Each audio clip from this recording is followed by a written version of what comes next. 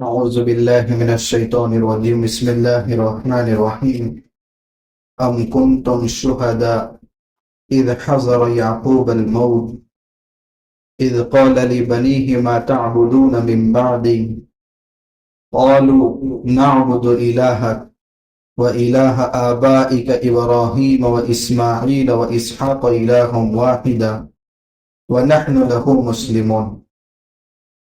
کیا تم لوگ موجود تھے جس وقت یعقوب علیہ السلام کے پاس موت کا وقت آیا تھا، اور اس وقت وہ اپنی اولاد سے کہہ رہے تھے میرے دنیا سے جانے کے بعد تم کس کی عبادت کرو گے؟ اولاد نے جواب دیا کہ ہم آپ کے معبود کی، آپ کے آباء و اجداد حضرت ابراہیم، حضرت اسماعیل اور حضرت اسحاق علیہ السلام کے معبود کی، جو صرف تنہا معبود ہے، اس کی ہم عبادت کریں گے اور اسی کے ہم فرما بردار بن کر کے رہیں گے۔ حضرت یوسف علیہ السلام اور ان کا پورا خاندان ملک شام کی ایک بستی کنعان کے اندر رہتے تھے، اور پھر بھائیوں نے ان کو کنعان کے ایک جنگل کے اندر، کنویں کے اندر ڈال دیا۔ پھر وہ قافلہ آیا اور وہ قافلہ ان کو مصر لے گیا، اور مصر میں قید کی صعوبتیں برداشت کرنے کے بعد باہر نکلے، اور اللہ تبارک و تعالیٰ نے بادشاہت کے منصب پر بٹھایا، مگر ابھی حکم نہیں تھا کہ اپنا راز اپنے والد پر فاش کرے۔ والد تو 40 سال تک روتے رہے، لیکن جب اللہ کا حکم آیا اور انہوں نے اپنا راز فاش کیا اور پورے خاندان کو کنعان سے مصر بلا دیا۔ جب یہ پورا خاندان مصر آیا تو یوسف علیہ السلام اپنے تمام وزراء کے ساتھ استقبال کے لیے نکلے، اور 11 لوگوں نے آپ کے سامنے سجدہ کیا۔ حضرت یوسف علیہ السلام نے کہا یہ وہی خواب کی تعبیر ہے جو میں نے بچپن میں دیکھا تھا، انی رأیت 11 کوکبا والشمس والقمر رأیتهم لی ساجدین۔ یعقوب علیہ السلام بھی مصر آ چکے ہیں۔ یعقوب علیہ السلام حضرت یوسف علیہ السلام کے والد ہیں۔ ان کی موت کا وقت جب آیا ہے تو قرآن یہ کہہ رہا ہے کہ اپنی اولاد کے بارے میں ان کی فکر مندی دیکھیے۔ جس وقت موت کے بستر پر وہ سوئے ہوئے ہیں تو اپنی اولاد کو آخری وصیت کے لیے انہوں نے جمع کیا ہے۔ ظاہر سی بات ہے اولاد کس طریقے سے کان کھول کر اپنے والد کی آخری نصیحت کو سنتی ہے، چاہے زندگی بھر کی باتوں کو نہ مانے، مگر آخری میرے والد کے الفاظ زبان سے کیا نکلتے ہیں ہر اولاد اس کو غور سے سنتی ہے۔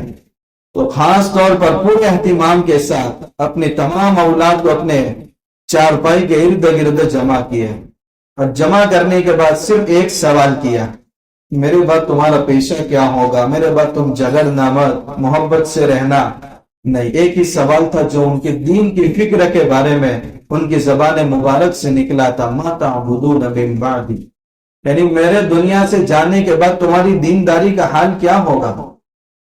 اس سے اندازہ لگائے کہ یعقوب علیہ السلام جب اپنی اولاد کے بارے میں موت تک فکر مند ہے، اور ہمارا رویہ کیا ہے کہ اولاد بالغ ہوئی اور ہم ان کی فکر مندی سے، دنیا کے تعلق سے تو فکر مند رہتے ہیں، مگر آخرت کے تعلق سے ہم ایک لفظ ان کو کہنے کو تیار نہیں ہوتے۔ یعقوب علیہ السلام، حالانکہ دیکھیے اولاد ایمان کے کتنے اونچے معیار پر ہیں۔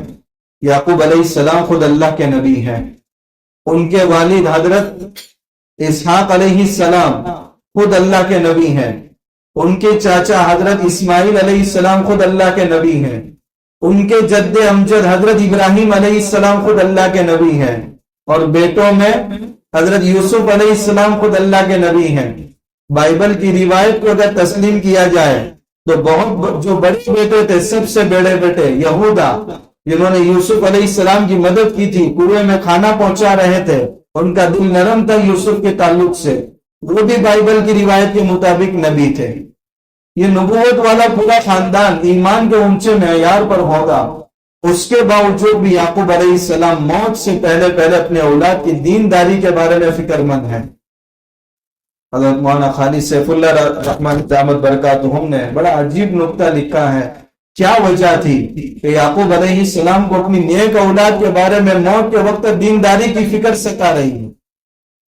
اس کی وجہ مفسرین نے یہی لکھی ہے کہ اس وقت مصر کا اکثری ماحول خدا سے بیزار تھا. یعنی مصر کی اکثریت اللہ کو نہ ماننے والی تھی. کوئی ستاروں کی پوجا کرنے والی، کوئی گائے کی پوجا کرنے والے، اور کوئی مورتی کی پوجا کرنے والے. اس لیے یعقوب علیہ السلام کو یہ فکر ستا رہی تھی کہ میں تو دنیا سے جا رہا ہوں، مگر جس ملک کے اندر میری اولاد رہ رہی ہے وہاں کا اکثری ماحول خدا بیزاری کا ہے. کہیں ایسا نہ ہو کہ ماحول کا اثر میری اولاد پر پڑ جائے، میری اولاد بھی خدا کی پرستی چھوڑ کر کے خدا کے علاوہ معبودان باطلہ کی پرستی میں مبتلا نہ ہو جائے. وہ مصر کے حالات اور آج ہندوستان کے حالات اب انتباہ کیجیے. یہاں کی غالب اکثریت خدا بیزار ہے، اللہ کو چھوڑ کر پتھروں کی پوجا کر رہی ہے، گائے کی پوجا کر رہی ہے، اور پتہ نہیں جتنے کنکر اتنے شنکر ہیں ان کے. یہاں کا اکثری ماحول، بلکہ اب تو خود ہماری اسکولوں میں نیو ایجوکیشن پالیسی جو آ رہی ہے، ہمارے بچوں کے سینوں سے ایمان کی اسپرٹ کو خرش دیا جا رہا ہے اور کفر اور شرک کی محبت بٹھائی جا رہی ہے. لارڈ میکالے نے اس وقت نعرہ دیا تھا کہ میں ایک ایسا نظام تعلیم پیش کر رہا ہوں کہ ہندوستان کے بچے جسمانی اعتبار سے تو ہندوستانی رہیں گے، مگر مائنڈ کے اعتبار سے، دل کے اعتبار سے وہ انگریز ہوں گے یا عیسائی ہوں گے. اس کا یہ نعرہ تھا. اس وقت اللہ نے چند بندوں کو میدان میں بھیجا. حضرت مولانا قاسم حجت الاسلام، حضرت مولانا قاسم النانوتوی رحمت اللہ علیہ، حضرت مولانا ثناء اللہ امرتسری رحمت اللہ علیہ، حضرت مولانا رحمت اللہ کیرانوی رحمت اللہ علیہ. یہ رمضان المبارک کے بہت قیمتی گھڑیاں چل رہے ہیں. بھائیو، ہم اپنے اولاد کے حق میں حقیقی معنوں میں ذمہ دار والدین ہونے کا حق ادا کریں.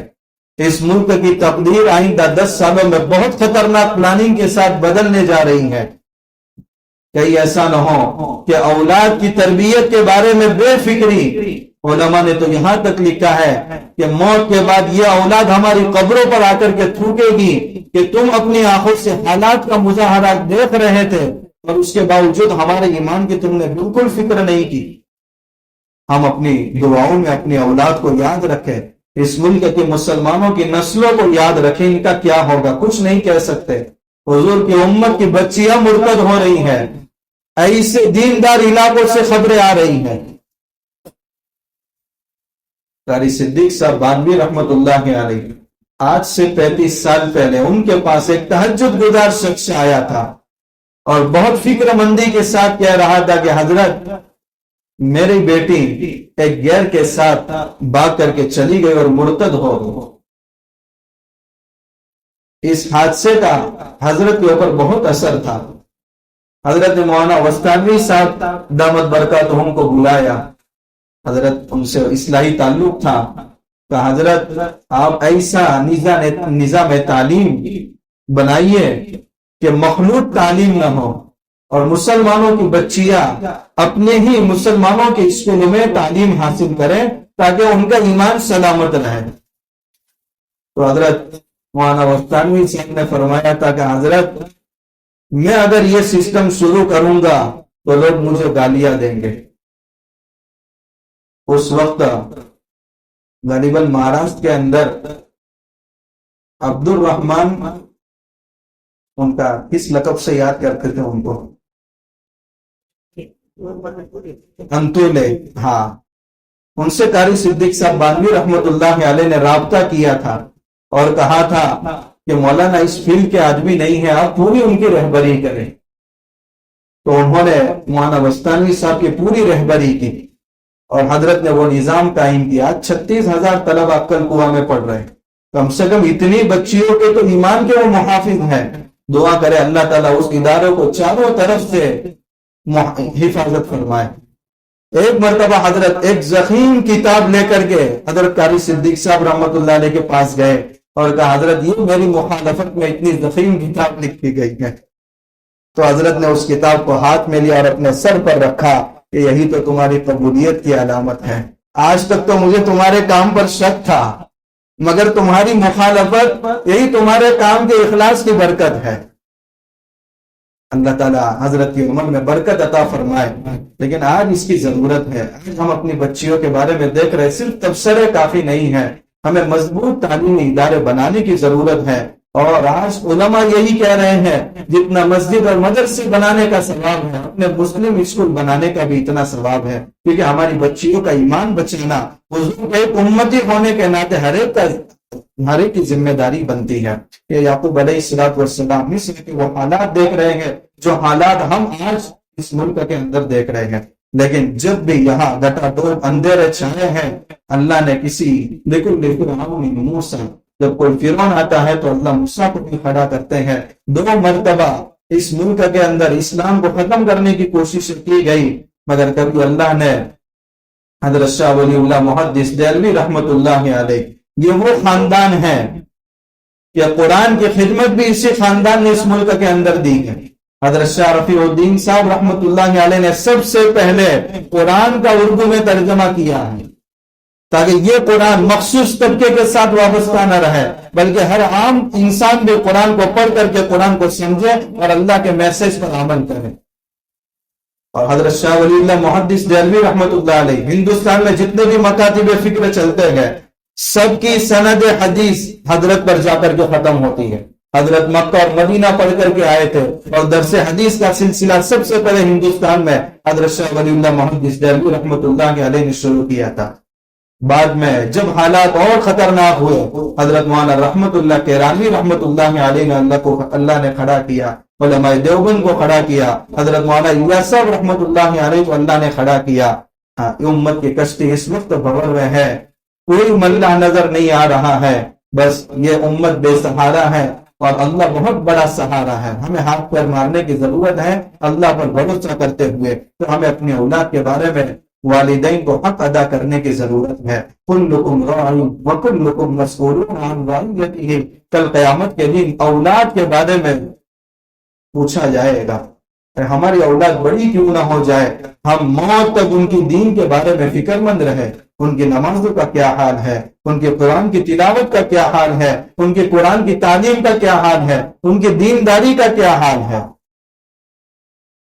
اور اولاد کو بھی چاہیے، ہمارے جتنے نوجوان ہیں، خدا کو منانے کا اصل زمانہ جوانی ہے، ورنہ بڑھاپے میں تو سجدہ کرنا بھی مشکل ہوتا ہے.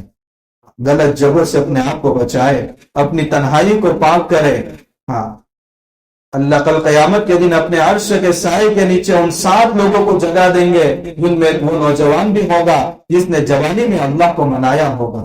آج بہت لمبی راتیں ہیں، بہترین ماحول مسجدوں کا بنا ہوا ہے. ہم ارادہ کریں کہ ہم تہجد میں اٹھ کر اللہ کے سامنے رونے والے بنے، ہم پہلی صفوں میں فجر کی نمازیں ادا کرنے والے بنے. کب تک ہماری نماز قضاؤں پر قضا ہوتی رہے گی؟ آج صحت ہے، آج تندرستی ہے، کل ختم ہو جائے گی. ہم اپنی تعلیمی معیار بلند کریں. ہماری راتیں قرآن کا ترجمہ پڑھنے میں، اپنی تعلیم پر فوکس کرنے میں. تعلیم ہی نور ہے اور تعلیم ہی کے ذریعے اس دنیا میں ترقی ہو سکتی ہے. افسوس ہے کہ جس قوم کو سب سے پہلے وحی میں اقرا کا لفظ اتارا گیا تھا، آج سب سے زیادہ اس قوم کی جہالت عروج پر ہے. اللہ حفاظت فرمائے. ہمارے نوجوانوں کی جوانیاں کہاں لگ رہی ہے.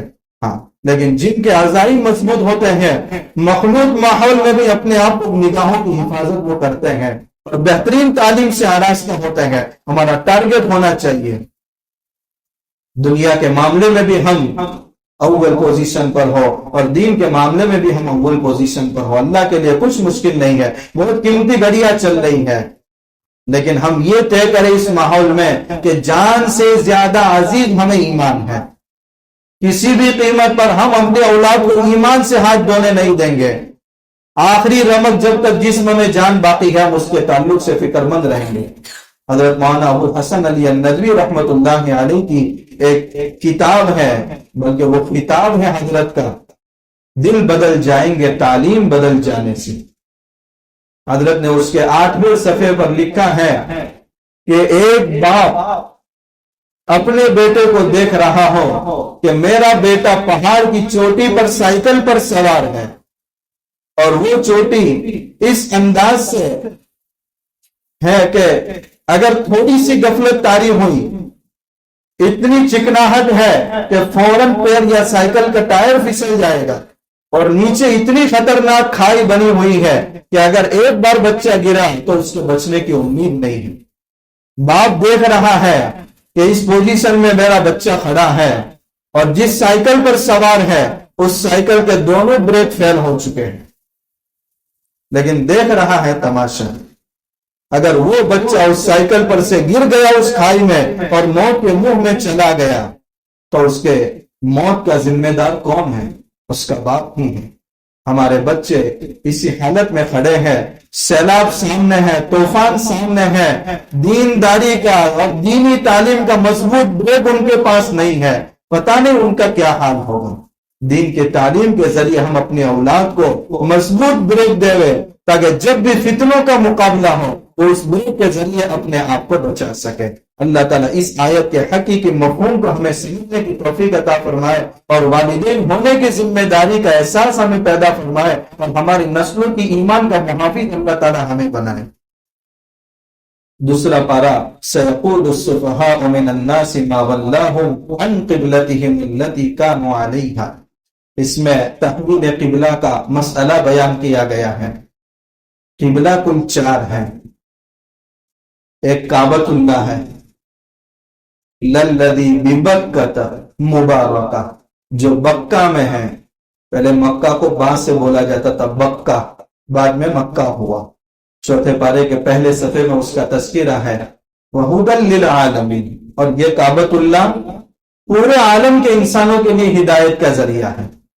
دوسرا قبلہ ہے بیت المقدس جو مسلمانوں کا 16 یا 17 مہینے تک علی اختلاف الروایات یہ قبلہ رہا ہے۔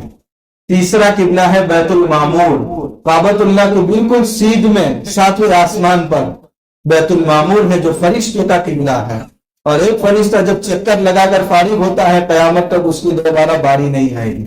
اور چوتھا قبلہ جب مسلمان ایسی جگہ پر چلا جائے کہ نماز کا وقت ہو جائے اور قبلہ معلوم کرنے کا کوئی آلہ بھی اس کے پاس نہ ہو اور کوئی بتانے والا بھی نہ ہو، تو اس کو شریعت نے حکم دیا ہے آپ کا دل جس سمت کی طرف مطمئن ہو جائے آپ تحری کرے اور وہی سمت آپ کا قبلہ ہے۔ آپ نماز سے فارغ ہو گئے اور کوئی بندہ آیا اور اس نے کہا بھئی قبلہ اس طرف ہے، تو بھی اس کی نماز ہو جائے گی کیونکہ اب اس کا قبلہ وہی تھا۔ تو یہ 4 قبلہ ہے، اور قبلہ کا مطلب یہ ہے کہ رخ صحیح ہو جائے۔ دیکھیے کچھ عبادتیں انفرادی ہیں، روزہ ہر ایک اپنا اپنا پرسنل رکھ رہا ہے، صدقہ اور خیرات ہر ایک اپنا اپنا پرسنل کر رہا ہے، ذکر تلاوت ہر ایک اپنا اپنا پرسنل کر رہے ہیں، لیکن نماز اور حج کی عبادت ایسی ہے جس میں اجتماعیت محصور ہے۔ اب اللہ تبارک و تعالی یہ جتنی جہتیں ہیں کوئی ڈائریکشن 6 ہے، امام آگے، خلف پیچھے، یمین دائیں جانب، شمال بائیں جانب، فوق اوپر اور تحت نیچے۔ اللہ تعالیٰ ہر جگہ ہے۔ وَلِلَّهِ الْمَشْرِقُ وَالْمَغْرِبُ، اللہ مشرق میں بھی ہے مغرب میں بھی ہے، کسی سمت کا محتاج نہیں ہے، وہ تو لا زمان لا مکان ہے۔ لیکن اجتماعیت میں چونکہ اجتماعیت مقصود ہوتی ہے، ہر بندہ جس سمت رخ کرے گا وہ اللہ ہی کی طرف رخ کرنے والا ہوگا، مگر اس میں اجتماعیت کا بقا نہیں ہوگا۔ اگر ایک ہی مسجد میں ایک بندہ یوں کھڑا ہے، ایک بندہ یوں کھڑا ہے، ایک بندہ یوں کھڑا ہے، ایک بندہ یوں کھڑا ہے، تو اجتماعیت فوت ہو جائے گی۔ اس لیے اللہ تبارک و تعالیٰ نے اس اجتماعیت کو باقی رکھنے کے لیے ایک قبلہ متعین کیا اپنی طرف سے، وہ بھی بندوں کی رائے پر موقف نہیں رکھا، ورنہ اس میں اور اختلاف ہو جاتا اور اجتماعیت باقی نہ رہتی۔ اس لیے اللہ تعالیٰ نے قبلہ متعین کر دیا کہ تاکہ اس اجتماعی عبادت میں ہر ایک کا رخ بیک وقت ایک ہی سمت میں رہے اور اجتماعیت باقی رہے۔ اب اللہ کے نبی صلی اللہ علیہ وسلم جب مکہ سے ہجرت کر کے مدینہ گئے 53 سال کی عمر میں، مدینہ جانے کے بعد آپ نے 16 یا 17 مہینے تک بیت المقدس کی طرف رخ کر کے نماز پڑھی ہے۔ مفسرین نے لکھا ہے کہ مسجد نبوی میں آج بھی وہ علامات موجود ہیں کہ مسجد نبوی میں حضور کس انداز سے کھڑے ہوتے تھے کہ مسجد اقصی کی طرف آپ کا رخ ہوتا تھا۔ 16 یا 17 مہینے پورے ہوئے اور اللہ کے نبی صلی اللہ علیہ وسلم بار بار دیکھ رہے ہیں آسمان کی طرف، کعبۃ اللہ ہمارا قبلہ ہو جائے۔ اللہ تعالیٰ فرماتے ہیں، لیکن سوال نہیں کرتے تھے کیونکہ وہ تو محبت کا مسئلہ ہے، اسی کی رضا ہماری رضا ہے، وہ جس حال میں رکھے اسی حال میں ہم خوش ہیں۔ مگر تمنا یہ تھی، اللہ تعالیٰ فرماتے ہیں قد نرى تقلب وجهك في السماء، ہم دیکھ رہے برابر کہ آپ کی نگاہیں آسمان کی طرف بار بار رک رہی ہیں۔ فلنولینک قبلۃ ترضاها، آپ جس قبلہ کو پسند کرتے ہیں ان قریب اس کی طرف ہم پھیر لیں گے۔ فولی وجہک شطر المسجد الحرام، اب آپ اپنا رخ مسجد حرام کی طرف کر لیجیے۔ چنانچہ دوران نماز حکم آیا ہے اور حضور بیت المقدس کی طرف رخ کیے ہوئے تھے، بیت اللہ کی طرف آ گئے اور صحابہ اسی حالت میں گھوم گئے۔ لیکن تمام مسجدوں میں یہ حکم پہنچا نہیں تھا۔